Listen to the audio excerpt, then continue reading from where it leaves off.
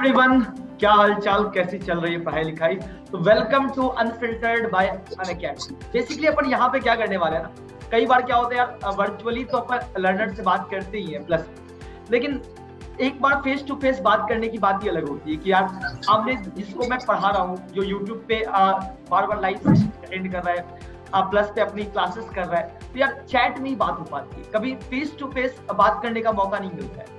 तो अनअकैडमी के द्वारा एक बहुत अच्छी इनिशिएटिव आप बोल सकते हो, जहाँ पे लर्नर को मौका मिलता है या एक टीचर को भी मौका मिलता है अपने लर्नर से फेस टू फेस बात करने का। तो आज हमारे साथ सक्षम है, लर्नर ऑफ द वीक आप बोल सकते हो। अगर आप भी आना चाहते हो मेरे साथ फेस टू फेस बात करने में, तो बेसिकली आपको करना क्या है यार, आपको सबसे बेस्ट कमेंट इस वीडियो के एंड में डालना है। तो ऐसे अपन रैंडमली सिलेक्ट करते हैं, या फिर आप क्लासेस करते हो, प्लस पे क्लासेस करते हो, तो रेगुलर क्लासेस अटेंड किया करो, क्योंकि आपके बीच से ही मैंने सक्षम को उठाया है। ठीक है, तो सक्षम के बहुत सारे सवाल, कॉमन सवाल है।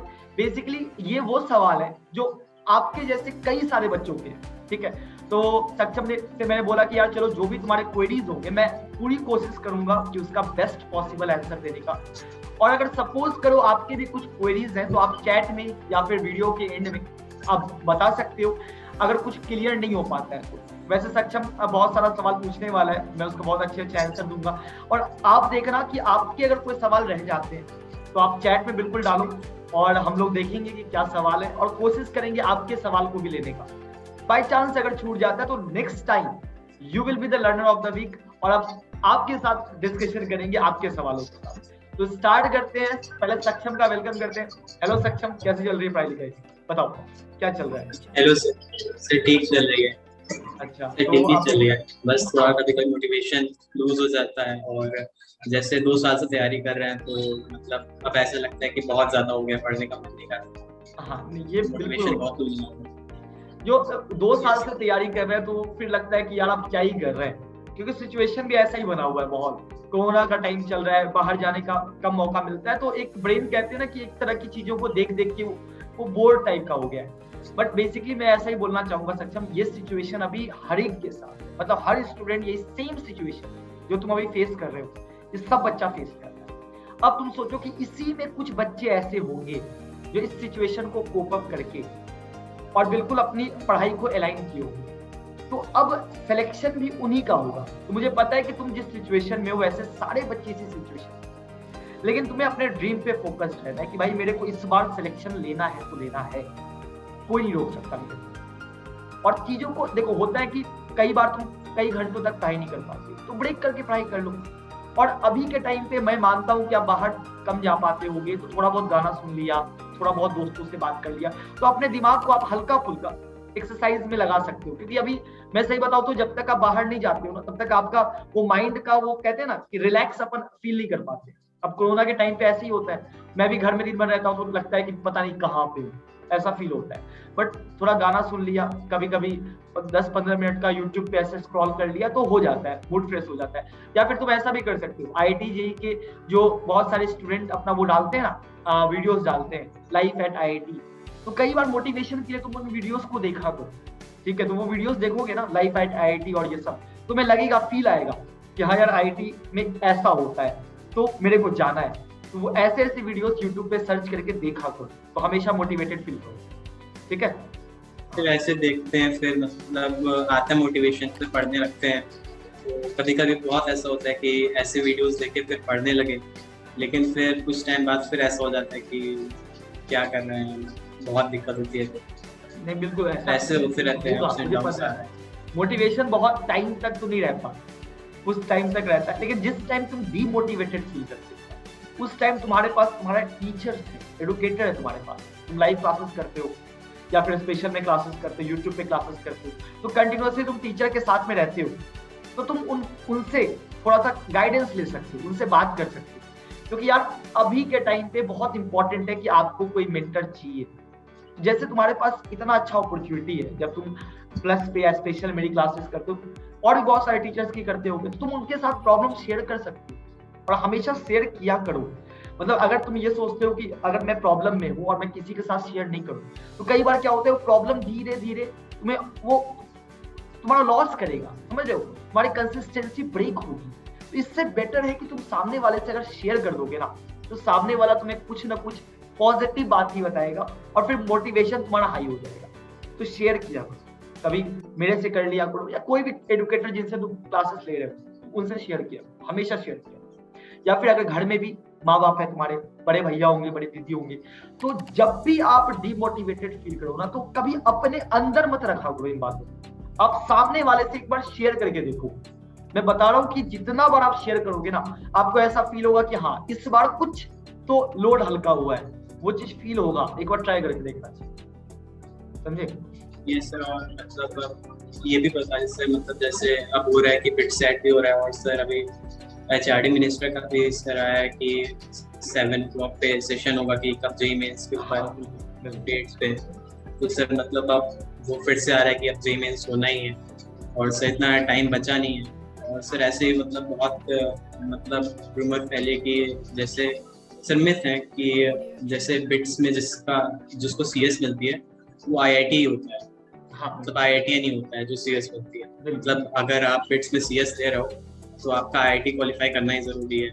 और सर मतलब ऐसी कई चीजें हैं, मतलब जो कभी कभी ऐसे भी लगता है कि सर मतलब इन सबको देख के डिमोटिवेट होते हैं कि हम लोग को अभी आईआईटी पहुंचे नहीं, मतलब कैसे आगे करेंगे, और इतने अच्छे मार्क्स भी नहीं आया, इतना अच्छा परसेंटाइल भी नहीं आया है, और फिर बिट्स में फिर सीएस मिलना। और सर ऐसे भी लगता है कि जो हम लोग फॉलो कर रहे हैं, जैसे लेक्चर्स के देखने के बाद जैसे पीवाईक्यूज लगाते हैं, आप सर बोलते हैं, तो फिर पीवाईक्यूज लगाने के बाद भी कभी कभी कॉन्फिडेंस आता है, कभी कभी नहीं आता है। सर जैसे किसी चैप्टर के हमने 50 क्वेश्चंस भी कर लिए, लेकिन फिर भी कॉन्फिडेंस नहीं आ पाता। सर 100 क्वेश्चंस भी कर लिए तब भी नहीं आ पाता है। तो पता नहीं, ऐसे कई बार होता है। जैसे आप ही की क्लास अटेंड करते तो फिर जैसे हमने वेब ऑप्टिक्स पढ़ा था, तो फिर उसके पीवाईक्यूज लगा लिए, फिर डीपीपी लगा ली, लेकिन फिर भी कॉन्फिडेंस नहीं आ पाता उसको। और फिर कहीं ना कहीं फिर क्वेश्चन फंस जाता है। फिर जब हम टेस्ट देते हैं, मॉक टेस्ट देते हैं, तो उसमें क्वेश्चन फंस जाता है। और सर मतलब बहुत आसान सा क्वेश्चन रहता है, सर बहुत आसान क्वेश्चन रहता है। फिर जब हम बाद में देखते हैं, एनालिसिस करते हैं मॉक टेस्ट का, तो लगता है इतना आसान क्वेश्चन था, सोचना ही नहीं था इसमें, तुरंत होना चाहिए, लेकिन सर वो नहीं हो पाता है, पता नहीं, कॉन्फिडेंस की बहुत कमी होती है। देखो सक्षम ऐसा है ना कि ये जो तुम बोलते हो कॉन्फिडेंस नहीं आता है, जैसे 50 क्वेश्चन भी लगा ली, पहली चीज तो ये तुम्हें समझना पड़ेगा कि हर बच्चे की प्रॉब्लम सॉल्विंग की रिक्वायरमेंट अलग अलग होती है। कोई बच्चा ऐसा होता है कि 20 सवाल करके इसको कॉन्फिडेंस आ जाता है, और कोई ऐसा होता है कि 50 सवाल करने के बाद भी कॉन्फिडेंस नहीं आता है। लेकिन आप ये सोचो कि अगर आप 50 सवाल करने के बाद आपको कॉन्फिडेंस नहीं आ रहा है ना, हो सकता है कि आप कॉन्फिडेंस से थोड़ा सा पीछे हो। मतलब मैं ये कहना चाह रहा हूँ कि 5 सवाल, अगर 5-10 सवाल आपने और कर लिया, मतलब तुमने किया, तुम्हें लग रहा है कि भाई मैंने तो 50 सवाल कर लिए, मेरे को तो कॉन्फिडेंस ही नहीं आ रहा है, हो सकता है कि आगे का 10 सवाल तुमने और कर लिया और तुम्हें कॉन्फिडेंस आ रहा है। तुम बिल्कुल वो बॉटम, वो कहते हैं ना कि एकदम वो लाइन पे खड़े हो कॉन्फिडेंस वाले पे। कि अब दूसरी सबसे इंपॉर्टेंट बात कि 50 सवाल जब तुम करते हो ना, कोशिश यही करो कि एक तरीके का 10 सवाल नहीं करना है, 10 तरीके का 10 सवाल करना है। कॉन्फिडेंस बेसिकली आने का, नहीं आने का मेन पर्पस क्या होता है ना, कि अगर क्वेश्चन हल्का सा चेंज करता है, जैसे मान लो सेम पैटर्न का क्वेश्चन आ रहा है, उसने हल्का सा चेंज कर दिया पैटर्न, तो हमें क्या लगता है, अरे यार हमने तो 50 सवाल किए थे एक पैटर्न के ऊपर, ये तो पैटर्न, ये तो अलग सवाल लग रहा है, ये तो हमसे बनेगा ही नहीं, क्योंकि हमने उस पैटर्न के ऊपर कभी सवाल किए ही नहीं। तो तुमने 50 सवाल तो किए, लेकिन ये इंश्योर करो कि वो जो 50 सवाल तुमने किए, क्या वो डिफरेंट पैटर्न के क्वेश्चन थे, क्या वो डिफरेंट टाइप्स के क्वेश्चन। पहली चीज तो ये। दूसरी चीज कि चलो ठीक है सर, हमने वो भी कर लिया, डिफरेंट टाइप के भी कर लिया, फिर भी 50 क्वेश्चन पे कॉन्फिडेंस आ रहा है, अपनी लिमिट को पुश करो, 60 सवाल करो, 70 सवाल करो, क्योंकि मैंने ऑलरेडी बताया तुम्हारी रिक्वायरमेंट अलग है, बाकियों की रिक्वायरमेंट अलग है, यहाँ रिक्वायरमेंट अलग अलग होती है। कई बच्चे 10 सवाल ही करते हैं, 10 सवाल में उनको फुल कॉन्फिडेंस आ जाता है। कई सब बच्चे होते हैं कि 50 सवाल करते नहीं आता है, उनको 70 सवाल की रिक्वायरमेंट है, इसीलिए नहीं आ रहा है, उनको ज्यादा रिक्वायरमेंट है। तो जब तुम्हें किसी चैप्टर में तुम्हें लगे कि सर मैंने इतना सवाल कर लिया, ये मत सोचो कि मैंने इतना कर लिया, तुम्हें और करना है। लेकिन जब तक ये कॉन्फिडेंस नहीं आए तब तक तुम्हें सवाल करते रहना है, छोड़ना नहीं है, तब तक करते रहना है। मटेरियल की कोई कमी नहीं है, पहली चीज तो तुम्हारे पास पीवाईक्यूज है, जेईई मेंस के हैं। अगर कॉन्फिडेंस, और दूसरी चीज, कई बार कॉन्फिडेंस आता है अच्छे लेवल का क्वेश्चन, एक तो वो नंबर ऑफ क्वेश्चन ज्यादा किया। कई बार क्या होता है कि हम लोग इजी सवाल करते रहते हैं, तो इजी सवाल में कॉन्फिडेंस बिल्डअप नहीं होता है। जैसे मान लो मैंने तुम्हें एक एग्जांपल दिया कि भाई एक तो एनएलएम का सवाल मैंने दे दिया कि एक पुली है, 2 मासेस लटका हुआ है, तुमने ऐसे 10 सवाल कर दिए। अब लेकिन मैंने तुम्हें बोला कि नहीं, इससे एक लेवल ऊपर कर, 2 पुली का सवाल कर। तो जब तू 2 पुली का सवाल करेगा ना, तो तेरा कॉन्फिडेंस हाई चला जाएगा कि भाई इससे आसान सवाल आएगा तो मैं तो पक्का कर दूंगा। तो थोड़ा क्वालिटी ऑफ क्वेश्चन पे काम कर। अब क्वालिटी ऑफ क्वेश्चंस कहां से आएंगे, तो एडवांस की जो सिंगल करेक्ट ऑब्जेक्टिव क्वेश्चन है ना, सिंगल करेक्ट ऑब्जेक्टिव क्वेश्चन, उनको yes. हाँ उनको कर। तो मेंस वाले मत कर, मेंस वाले तो चल ठीक है तूने 40-50 कर दिए। अब जब कॉन्फिडेंस नहीं आया, थोड़ा एडवांस की तरफ 10 सवाल वो भी कर ले। तो जब क्वालिटी ऑफ क्वेश्चंस करेगा तो तेरे कॉन्फिडेंस ऐसे ही बूस्ट अप हो जाएंगे। आई बात समझ में? तो 2-3 काम किया कर, एक तो क्वालिटी पे वर्क कर, और अगर 50 सवाल करने के बाद भी कॉन्फिडेंस नहीं आता तो 10-15 सवाल और एक्स्ट्रा कर ले। ये मत सोच कि सर मैं एक चैप्टर में 75 कर रहा हूँ, मेरा पड़ोसी 20 सवाल ही किया है, वो मत सोच। तू अपना सोच कि मेरे को 70 करना है, मेरा कॉन्फिडेंस नहीं है, मेरे को और करना है, और थोड़ा क्वालिटी अच्छा करना है क्वेश्चन। ठीक है, अपने आप आ जाएगा। और सर इस मूवमेंट मतलब किस पे ज्यादा फोकस करना चाहिए, बिट सेट पे या फिर जेई मेंस पे? मतलब इसमें ज्यादा चांसेस? दोनों का पैटर्न बिल्कुल डिफरेंट है क्वेश्चन पेपर का। एक में सवाल इजी आते हैं लेकिन नंबर ऑफ क्वेश्चन ज्यादा आते हैं, एक में सवाल मॉडरेट रहते हैं और नंबर ऑफ क्वेश्चन कम होते हैं। लेकिन बात ये है कि अभी जैसे कि जेई मेंस में बहुत अनसर्टेन है, पहली चीज अपने को नहीं पता कि जेई मेंस कब हो रहा है, पहली चीज। तो इसीलिए आप अभी के लिए बिट सेट पे 100% फोकस करें। और ऐसा बिल्कुल भी नहीं कि आप बिट सेट पे फोकस करोगे तो उसका फायदा आपको जेई मेंस से नहीं मिलेगा, आपको मिलेगा फायदा, बिल्कुल मिलेगा। सिर्फ आपको प्रॉब्लम सॉल्विंग स्किल के ऊपर काम करना है, टाइम कितना लग रहा है उस पर काम करना है। क्योंकि बिट सेट में आपको 150 क्वेश्चन करने होते हैं 3 घंटे, वही जेई मेंस में 75 क्वेश्चन करने होते हैं, बिल्कुल आधा ही है। तो ऑब्वियसली बिट सेट क्वेश्चन आसान होता है, तो आप मॉक टेस्ट ज्यादा दो, बिट सेट के लिए मॉक टेस्ट ज्यादा दो।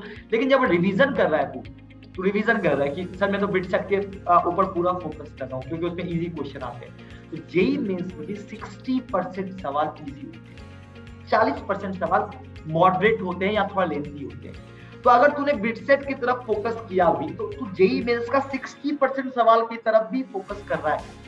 तो ऐसा बिल्कुल भी दिमाग में मत रख कि सर मैं बिट सेट पे कर रहा हूँ तो ऐसा ना हो कि जेई मेंस मेरा हैम्पर हो जाएगा, या मैं जेई मेंस पे कर रहा हूँ तो बिट सेट हैम्पर हो जाएगा। दोनों में कुछ चीजें कॉमन है, वहां भी 60% सवाल इजी होता है जेई मेंस में, और वही सेम पैटर्न होता है बिट सेट का, वहां तो चल 100% सवाल इजी होता है। लेकिन जब तू बिट सेट की तैयारी में ध्यान देगा तो 60% सवाल तेरे जेई मेंस के ऑटोमेटिकली हो जाएंगे। और बिट्स ऑब्वियसली बहुत अच्छा कॉलेज है, इसका कंप्यूटर साइंस मिल जाएगा तो बहुत अच्छा है, वो कई सारे आईआईटीज के बराबर है।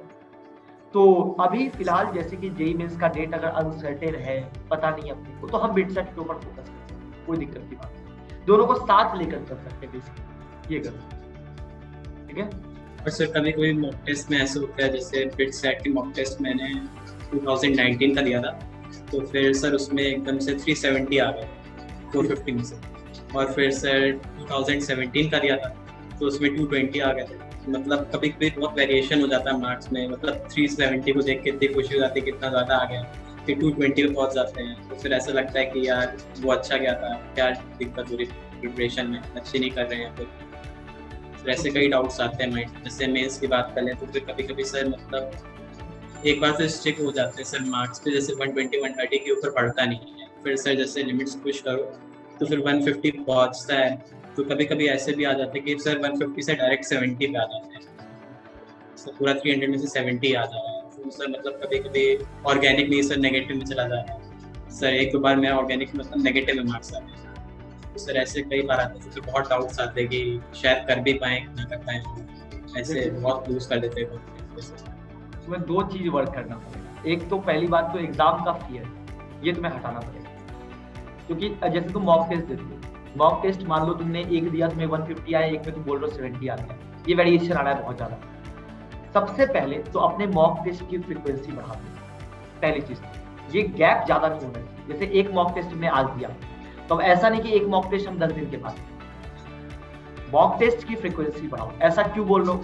क्योंकि हर मॉक टेस्ट के बाद तुम्हें पेपर को एनालाइज करना कि भाई अगर मान ले एक पेपर में मेरा 150 आ रहा है, दूसरे पेपर में 70 नंबर आ रहा है, तो आखिर इतना बड़ा गैप आया क्यों?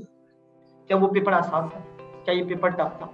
क्या उसमें जो सवाल पूछे गए थे वो मेरा स्ट्रॉन्ग पार्ट था, और इसमें जो सवाल पूछे गए वो मेरा वीक पार्ट था? वो सारा पेपर का एनालिसिस कर, जितना ज्यादा पेपर दोगे उतना ज्यादा तुम्हें पता चलेगा कि भाई ये पार्ट तो मेरा वीक था और ये पार्ट मेरा स्ट्रॉन्ग था।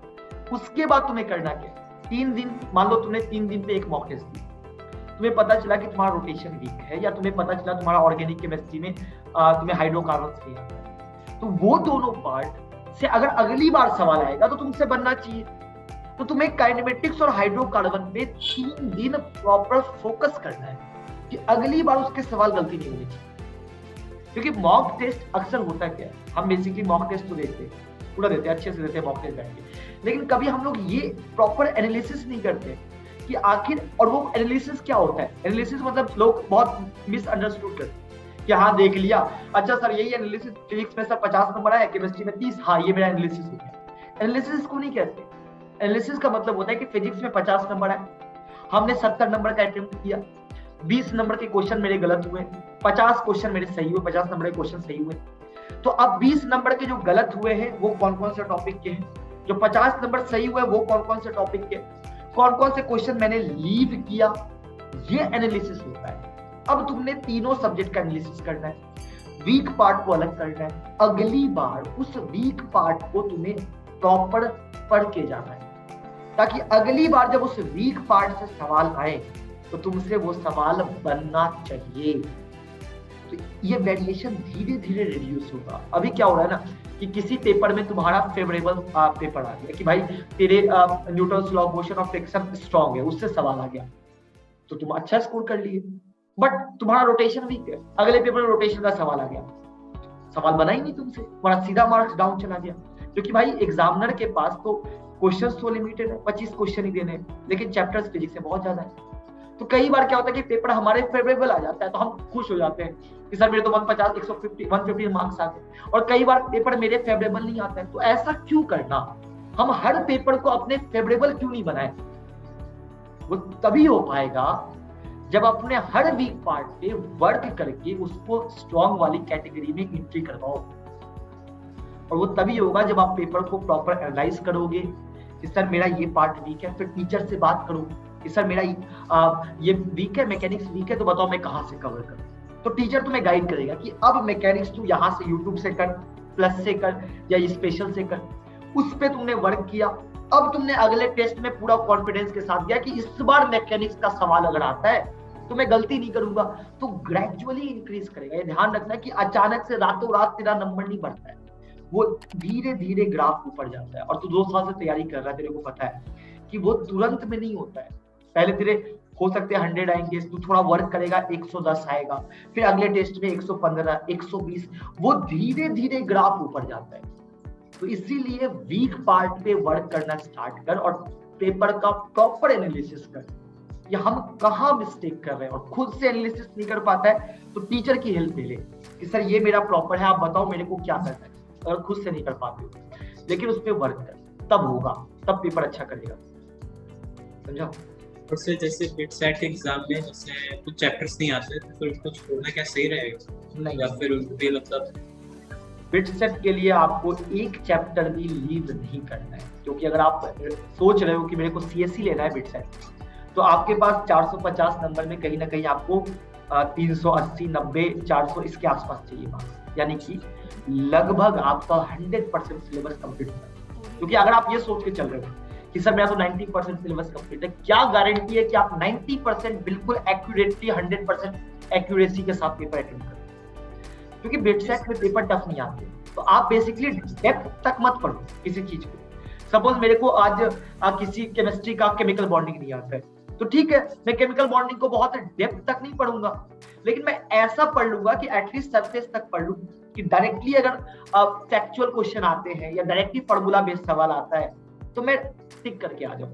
मैं डेप्थ तक नहीं पढ़ूंगा, लेकिन हमें एटलीस्ट इतना पता होना चाहिए कि इस चैप्टर में क्या क्या है। आप उसको छोड़कर 100% ये आप मतलब रिस्क नहीं ले सकते, क्योंकि बिट सेट में आपको मैक्सिमम स्कोर करना पड़ता है। आईटी में चल सकता है, एडवांस में चल सकता है कि सर ये चैप्टर मेरा थोड़ा वीक है, हाँ ठीक है, चलो बेसिक नॉलेज है, काम चल जाएगा। क्योंकि आईटी में अपने को 50% भी तू स्कोर करता है, तेरे 1500 2000 के अंदर रैंक आ जाए, 50% भी स्कोर करता है। बट बिटसेट में अगर तू 50% स्कोर करता है तो कुछ भी नहीं होगा। इसीलिए तुझे 100% सिलेबस कंप्लीट करना है, चाहे तेरा सरफेस पे ही हो, कोई दिक्कत नहीं है, लेकिन हाँ 100% करना है। कोशिश यही कर, फॉर्मूला रिवाइज कर ले, थोड़ा बहुत ऊपर से कंसेप्ट देख ले, वन शॉट वीडियोस देख ले, उनकी हेल्प तू ले सकता है। तो करना तो पूरा पड़ेगा बिटसेट के लिए। तो इस टाइम पे एक चैप्टर पे कितना दिन देना सही रहेगा, जो चैप्टर नहीं आता है या फिर जो चैप्टर बहुत वीक है? दो तरह के लिए लॉन्ग लेक्चर्स देखना तो नहीं सही नहीं, बिल्कुल लॉन्ग लेक्चर तो बिल्कुल प्रेफर नहीं करना है अपने को, बिल्कुल भी प्रेफर नहीं करना है। अब जैसे तेरे पास 30 डेज का सपोज टाइम, 30 डेज में कुछ चैप्टर्स ऐसे होंगे जो तेरे स्ट्रॉन्ग होंगे, जो तेरे, और कुछ चैप्टर्स ऐसे होंगे जो तेरे वीक होंगे। फिजिक्स से मान ले तेरे कुल 30 चैप्टर है, 30 चैप्टर मान ले कि तेरे 15 स्ट्रॉन्ग है और 15 वीक है। तो जो तेरे स्ट्रॉन्ग है उनको यही कोशिश कर कि बड़े बड़े चैप्टर्स एक दिन में निपटा लिया और छोटे चैप्टर्स एक दिन में 2 निपटा लिया, रिवीजन कर लिया। और जो तेरे वीक है, जो तुझे नहीं आता है, उसमें तेरे को मैक्सिमम 2 दिन देना है, 2 से ज्यादा दिन नहीं। एक दिन प्रॉपर उसके चैप्टर के बारे में थ्योरी पढ़ लिया और थोड़ा बहुत न्यूमेरिकल कर दिया, दूसरे दिन उस चैप्टर का पीवाईक्यूज कर लिया, 2 दिन मैक्सिमम। और कहां से लेक्चर देखना है, तो कोशिश यही कर छोटे लेक्चर्स देखने का, कंसाइज लेक्चर। अभी अपने पास इतना टाइम नहीं है कि अपन प्रॉपर 10-10 घंटे की वीडियो देखें, हम वन शॉट का हेल्प ले सकते हैं, स्पेशल क्लास में रिवीजन कहीं चल रहा है उसकी हेल्प ले सकते हैं। उससे बड़े लेक्चर्स अपने को बिल्कुल प्रेफर नहीं करने, बिल्कुल ऐसा कि टीचर आपको एक ओवरव्यू दे दिया कि भाई इस चैप्टर में ये चीजें हैं, आप घर गए उस चैप्टर के थोड़े बहुत सवाल लगा लिया और थोड़े बहुत पीवाईक्यूज लगा लिए, तो आपको एक रफ आइडिया हो गया चैप्टर का। आपको ऐसा करना है। और से क्या इस टाइम बिटसेट के लिए एनसीईआरटी एग्जाम्पलर और उसका बिटसेट का पीवाईक्यू सफिशिएंट रहे? हाँ बिल्कुल, या फिर एक्स्ट्रा भी करने की जरूरत है? नहीं, आप एक्स्ट्रा पहली बात तो इतना ज्यादा कर भी नहीं पाओगे, टाइम आपके पास इतना नहीं है, क्योंकि आपको तीनों सबमिट करना है। और पीवाईक्यूज ही आप अच्छे से कर लेते हो, साथ में आप एनसीईआरटी बुक को लेकर चलते हो, तो आपको और एक्स्ट्रा कुछ भी रिक्वायरमेंट नहीं है। और सबसे अच्छी बात है कि अगर आप एनसीईआरटी बुक पढ़ते हो तो उसका फायदा मेंस में भी आपको मिल जाएगा। एनसीईआरटी को लेकर साथ में चलोगे तो कई सवाल जो होते हैं मेंस में एनसीईआरटी बेस्ड ही आते हैं, एनसीईआरटी से डायरेक्टली पूछता है। तो बिटसेट के लिए अगर एनसीईआरटी तू तैयार कर रहा है तो तुझे ये आगे मेंस में भी फायदा मिलेगा, तो ये सही रहेगा। ठीक है, इस समय सर प्रॉपर शेड्यूल क्या होना चाहिए मतलब पढ़ाई का, कैसे कितना टाइम किस सब्जेक्ट पे दें, या फिर तीनों सब्जेक्ट पूरे दिन में करना जरूरी भी है कि नहीं, या फिर जो सब्जेक्ट वीक है उस पर ज्यादा फोकस करें? मैं तो ये रिकमेंड करता हूँ कि इक्वल टाइम दो हर सब्जेक्ट, क्योंकि कोई सब्जेक्ट आपका ये नहीं होता है कि सर ये तो मेरा ये है स्ट्रॉन्ग है या ये मेरा वीक है। थोड़ा टाइम एक्स्ट्रा आप वीक पार्ट पे दे सकते हैं, लेकिन कोशिश यही करो कि एक दिन में तीनों सब्जेक्ट को पढ़ने का। कई बच्चे ये करते हैं कि एक दिन पूरा फिजिक्स को पढ़ा, अगले दिन मैथ्स को पढ़ा, अगले दिन केमिस्ट्री। नहीं, ये प्रॉपर नहीं होता। आप जैसे 12 घंटे पढ़ाई करते हो तो आप कोशिश यही करो कि 4-4 घंटे तीनों को देने का, इक्वल टाइम देने का। हाँ, मैथ मेरा वीक है तो मैं केमिस्ट्री से आधे घंटे निकाल कर, फिजिक्स से आधा घंटा निकाल कर मैथ को दे दिया, ज्यादा आधा घंटा दोनों से निकाल कर देती हूँ। बट मैं कोशिश यही करूंगा कि मैं तीनों सब्जेक्ट को एक ही दिन इक्वल टाइम डिवाइड करके रिवाइज करूँ।